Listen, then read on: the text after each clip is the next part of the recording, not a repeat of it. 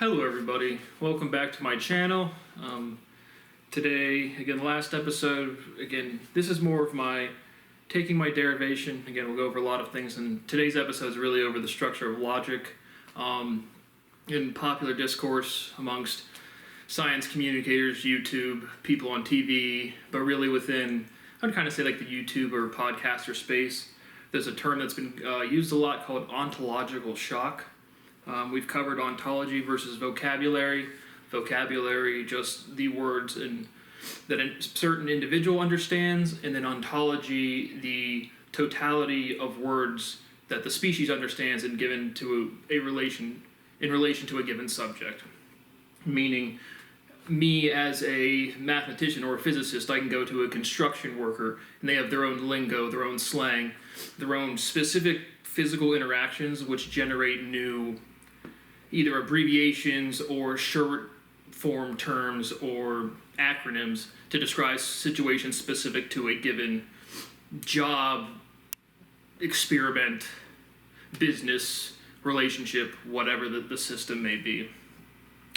So we'll be going over a lot of logic, what ontological shock actually is, because I see people say the term and it's literally just a buzzword now, and people don't even really have not articulated what it is. I don't even think they know what it is because they're the ones being shocked. They're the one being ontological shocked. So we will review ontology, the structure of logic, and sometimes I might put these into, again, my old lecture series, which I haven't kept up with about a year. But at this point, we have to understand is this derivation is all the same. Whether I'm emailing somebody, whether I'm writing it in I'm no longer emailing anybody, I'm just writing it all down, all of my daily derivations, which a lot of the times it's all of the trivial things, it's all of filling in the blanks, not like the real core intuitive insights as to what physics is, what jumps we've been made, what jumps can still be made, stuff like that. And so these might be part of the lecture series, they might not. Again, don't know how many episodes, I'm just putting out there whatever I think transmits useful information. But what was I saying about the ontological shock? I'll start off with some leftover thoughts from the last episode, which was synesthesia and telepathy. I did my thumbnail wrong. I said synesthesia and communication. Doesn't matter. Just go watch the episode if you want. So some leftover thoughts from that. And then really just the structure of logic. The episode after this one will be on formal physics and developing that further. When people say to me, I think we know enough about fundamental physics.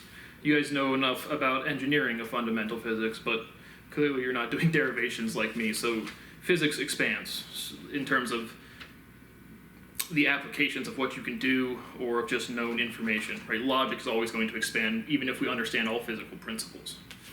And so I keep doing my derivations. It's just a flood. The amount of theorems and dichotomistic pairs, which I don't know if you can see, but again, a dichotomistic pair, literally dichotomy, dichotomistic, is just two words where I compare and juxtapose the entire logical structure of each word, and then reduce all of the logic into a sentence or a word that represents an entire group of concepts, and then prove it with undeniable empirical evidence, which has already been done. I mean, this has been done years ago. And so that's what's going on here. But the logical derivation that I do, which is my most insightful times personally, is not really insightful to other people because it probably just looks like a bunch of words put together, but it isn't. But that's what it is.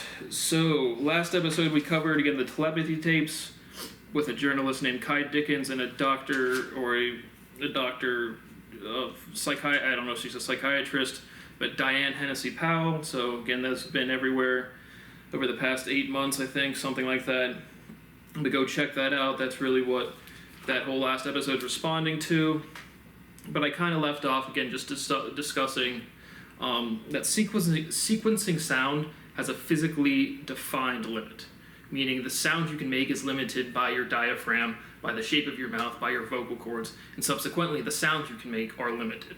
So you have a physical limit to what sound you can articulate. Again, we discussed about the 26 different phonemes, regardless of what alphabet you want to use, what symbols you want to use to represent those letters. The human being can articulate about 26 different phonemes. Again, the tonality in which you deliver your speech, again, a lot of times it doesn't matter what you say, it matters how you say it. So there's, again, an instinctual understanding of difference between speaking and singing and screaming and whistling and yodeling and a car tire screeching and a baseball bat hitting a baseball and a pencil, nails on a chalkboard. All of these different sounds of a musical instrument, different timbre or timbre. I don't know, I really don't even know how you pronounce that word or where that one comes from. But just meaning there's physical limits to different sounds that can be transmitted throughout the environment. There's a natural order to letter sequencing, just like order of operations in pure mathematics, right? We have PEMDAS, again, whatever PEMDAS, or addition, subtraction, multiplication, division, parentheses, exponents, whatever it is. But in order, there's logical order to what operations you use. There's a logical order into which sound comes after which sound, subsequently represented by words. So when someone makes an illogical argument, something that doesn't make sense, you can go through the different pieces and say, right here is where this thing does not make sense. Subsequently, any logical derivation past that, any subsequent conclusion drawn has to be logically inadequate. It has to be inconsistent. And so really, we're going to use a diagram to discuss the structure of logic.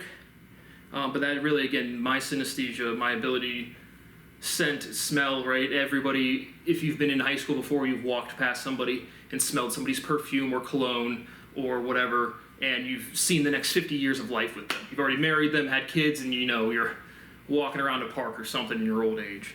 But smell / taste to me, they're all like the same thing. Again, I can differentiate which sensorial input it is, whether my ears, my nose, my mouth, my physical body. I can tell where the input's coming from, but it's all the same, and then the logic just jumps around. But it's obviously my savant syndrome-ness, I guess, is through language, in which I can even reduce profoundly farther to just sounds of itself. But what that does is it makes predicting, and I put that in quotations, predicting, because it's not like you're reading someone's mind, you're not predicting the future, you're literally just 1 + 1 = 2, literally. And letters just represent sounds, and they have orders of operation, and they can come to conclusions, they can form logical statements, or they can just form words themselves, literally just letters representing sounds, has operations in order to that as well. And so, it's an instinctual pickup of just when the logic is no longer consistent. That's when it's literally instinctual. It just happens. But it's really true for anybody. That's what I guess makes me a savant. I don't know. But then people ask, to what other extent can other people develop these skills? Like I said, everybody has these skills, right? Everybody can go out onto a basketball court and shoot a basketball. Not everyone's going to be LeBron James, but everyone can play the game. And so, just some quotes of people that people already use that show that people know they're fundamentally aware of the things that I'm describing more specifically, but they've experienced them themselves. Again, in the last episode, I said, oh, I knew you were going to say that, or Jinx, you owe me a soda, or thank you, that was on the tip of my tongue. These are all phrasings of saying, we're all the same species, or we're all experiencing the same type of things. We're using sound to represent those experiences, and we said it at the exact same time, because the brain, the rate of information process is the same amongst all people. But other people can develop the skills, but to what extent? Again, it's highly genetic. It's highly situational as well. But I really don't know. I guess we'll find out in the future. But again, when these autistic, non-verbal autistic kids are speaking of the hill, it's just like being in the zone, I guess you could say, right? Right, when you're in your workflow and you literally feel kind of like a different mental state. It's really like that, but again, nobody in the hill wants to sit there and talk about your EBITDA at your business that no one really cares about in the grander scheme of things, or you're hungry, or you have to take a shit, or all the things that everybody normally thinks or does anyway. And so it's just not that interesting. But to form meaningful connections, and then when you take away those things to socialize normally, of course it's going to amplify your ability, as well as just being But again, not all autistic people or non-speaking verbal people have these gifts, and I put that in heavy quotation because people have told me I've had gifts a long time, and if this is a gift, my God, just blow my brains out now. Holy shit. It has done nothing positive for my life. But to be on the hill is to be open, to have pure intention, right? And that's like, again, I'm not religious whatsoever, but the only people that have really played this big and logical games have changed the world to the point where they're religious leaders or figures or whatever. But that's right, like, because I grew up in a Catholic environment, again, not religious whatsoever, respectful of all historical figures that have actually contributed, whereas of all of the peanut gallery, everybody else, the followers, don't really know the game that's been played. But when in Catholic school, when we have morning prayer, they're like, raise your hand, do you have any special intentions, right? And so you have to have pure intentions to have access to this level of love, and I put that again in quotations because I don't want you to think like romantic love or goo goo gaga love, which is understanding of the universe and of the world around you, and contributing in a positive or at least efficient way, or at least trying to. But to communicate on that level, to reach that level of awareness, your intentions need to be pure, and you need to be extremely, extremely calm. And so you can kind of tell the people, again, when I say fundamental enlightenment, another phrase that sounds super kind of philosophical, but it's a physical state of understanding. And you can meet anybody, right? They might not meet fundamental understanding, but frankly, rich people, because nobody can really tell them what to do. I mean, of course, they can get arrested for breaking laws or whatever, but like in terms of necessities, what they need to eat, sleep, travel, take care of a spouse or a mate or whatever, rich people can do that, especially if you're like extremely affluent or wealthy. And so they've reached a level of freedom. Forget the money, but money does provide freedom. So on their level, they've reached a level of autonomy to where they don't have to give a fuck. And so there's a level of peacefulness, a level of calmness, right? That's why a lot of millionaires will be super anal, super arrogant, super snap, and billionaires or super rich people will just be like, I don't really care, obviously it's a gradation. You can have laid back millionaires or laid back dirt poor people, or vice versa, with rich people being good, bad, or not good or bad, being again overly anal, super bad tippers, more me as opposed to society or whatever. Point being is the calmness comes from a level of security, whether that's in your romantic life, your professional life, whatever. I don't know what other lives you get. But personal life, professional life, really there's no difference. But you need to be pure intentions and what else did I just say? I don't know. Just rewind the video 3 minutes. But again, I don't like the thought that telepathy is no, you can't put thoughts into somebody else's brain. Absolutely, there's ability to preserve signals. Again, a thought is a vibration, is a signal. So that is certainly true. But the more developed and more mature the sentiment of a species is, the more respectful of individuality is, meaning somebody that can become aware of your intentions, when it use it for nefarious activities, and it's not like that. It's so hard to explain because it's really nothing to explain. It's just existing, but I don't know. I just don't know what to say to that. But that was just that the more mature the sentiment of a species is, the more respectful of individuality it is. And so, but again, just because, again, on personal experience, I've experienced it my whole life, but this is things on record. I've had on record at one of my apartments, conversations lasting 35, 45 minutes long, where I say literally 0 things out loud, and somebody else is walking past me, in person, physically, and answering out loud in the same cadence, tempo, and timing that any normal conversation would have, vocally out loud to a level where I could hear it. Where I say nothing out loud. I say nothing, I'm just pure intentions, thinking, I want to talk to that person, here's what I'm thinking, and then they respond like a normal conversation you're having at the dinner table, literally. And then this is on record. These are other people have observed this. They've watched this. People have come up to me. Again, the chick at HQ Flats going saying, "You can do this. You can go ask my old biology teacher, Mrs. Barrett," saying, "So I can tell you can like, yeah, I can." And so, and for me, it just happens with everybody. Because like last episode, again, they're kids, they're younger. And if there's always levels to things. There's levels to awareness, even at what people would consider gifted. But so again, mind reading. Again, I put that in quotations, but that's more or less real. Telepathy is not putting another thought in somebody else's brain or another individual's existence. It does not exist.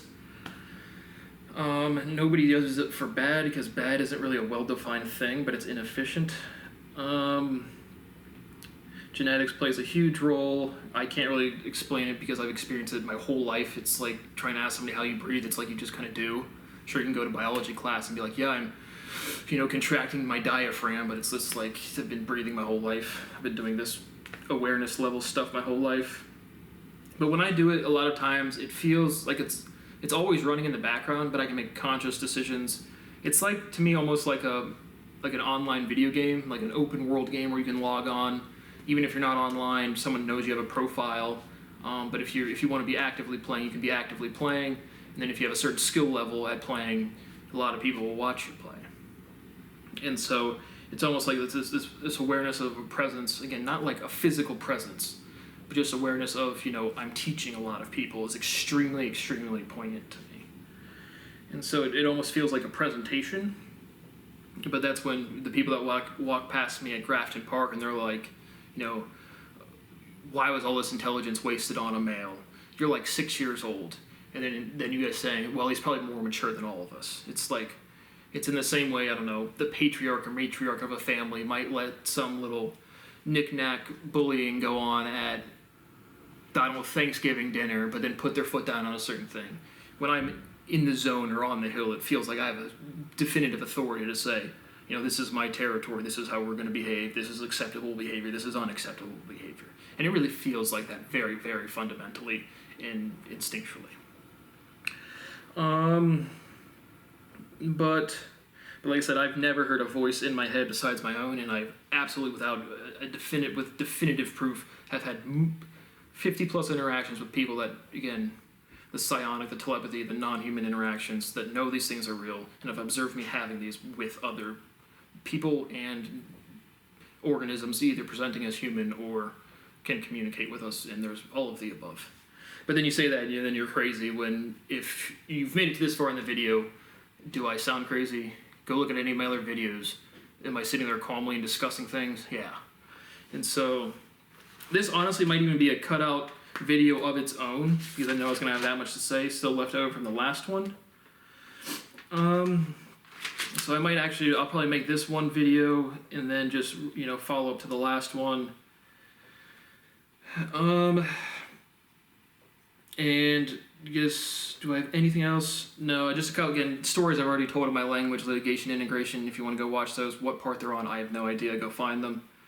But again, also at HQ Flats, and again, to the people that are new to this, I lived at my parents' house, and then I lived at one apartment called Grafton Park. Then I lived at one apartment called HQ Flats. Then I lived at a house that I bought myself, and I'm back living with my parents. And so I tell different stories from different places. But at the HQ Flats, which was my second apartment, again, one of these in the zone type of conversations, somebody told me, you have no idea what truce you just negotiated. And again, this is vocally out loud. This isn't me thinking this or perceiving this. This is directly told to me.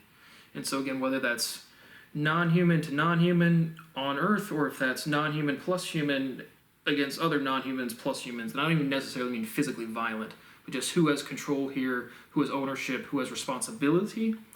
No one wants to clean up somebody else's mess. So it's really some convolution of that. And then people will be like, well, if you're really involved in all of this stuff, you would know. It's like, no, you wouldn't, right? The best, most poignant scientific experiments, or if you want to develop a new pharmaceutical drug or some physical phenomenon, you do a double-blind experiment. And so to limit and to reduce or to eliminate bias from any methodology within the experimentation. And so negotiating a contract where you add in all the human components, all in the biological, historical, traditional components, your heritage, your family, your country, your tradition, all of those things. You don't think there's going to be more bias? Of course there is. So in true large-scale negotiations, and I'm talking things that are classified, never seen the light of day, you have no idea who the players are, you don't have all the information because it limits bias in the most profound way possible. I don't know which party's who, I don't know how many there are, I don't know who's saying what, and I can still navigate because I can feel the differences of people through their logic. I can feel them. And so I negotiated probably the most important truths in the history of Earth, and I still can get paid a little bit of money, have health insurance, or be respected for anything I've done. And I live at my parents'. And it's bona fide, demonstrable, and I'll pay you a substantial amount of money to prove it publicly with a real audience, in real time. And then there was another one where it was just like, again, even before, back to the first apartment at the Grafton Park, when I was like, check your agents, meaning the FBI, the CIA, this cabal of international organizations and different subsects. It's like, look at your agents. You're not going to have birth records for all of them. You're not going to have work employment things for all of them. You're going to see things that weren't there, or meaning they walk among us type shit was actually just real. And so, but then they said, we already know that. Again, to people watching this thing, this guy's some crazy. This is me. Again, if you don't have to believe me, I don't care. Click off. Go watch the Kardashians. But these are things that have been confirmed to me, right? I don't know the entirety of what's going on, which is insane at this point. But all of the things that I talk about are things that have been directly confirmed to me by third party, fourth party, fifth party, so blah, blah, blah, blah, blah. And so I am actually going to end this one here because I said we're going to go over logic. The next episode will just be about logical structure, again, how speciality, how the desire to differentiate and make yourself unique, make yourself special, to differentiate, to attract to mate, how that affects your use of logic. So thank you for watching, and I'll see you on the next one.